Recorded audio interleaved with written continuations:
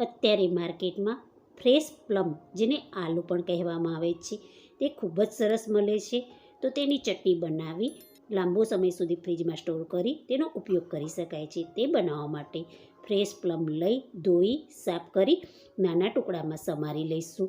એક પેનમાં થોડું તેલ ગરમ કરવા મૂકીશું. તેલ ગરમ થાય ત્યારે તેમાં જીરું અને હિંગનો વઘાર કરીશું.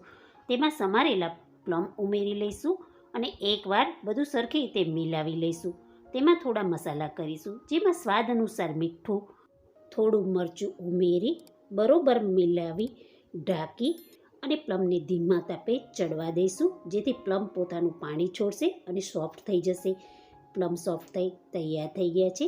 તેને એકવાર હલાવી પાવભાજી મેસરથી થોડા દબાવી પ્લમને ભાગી લઈશું, જેથી પ્લમ એકરસ થઈ જાય અને થોડા ચંક્સ પણ રહેશે.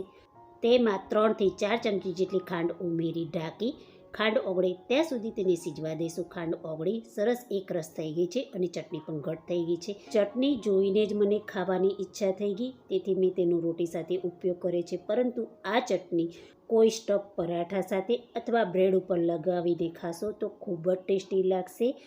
ચટણી ઠંડી થયા પછી કાચની બોટલમાં ભરી ફ્રીજમાં સ્ટોર કરીશું તો તૈયાર છે એકદમ ચટાકેદાર પ્લમની ચટણી.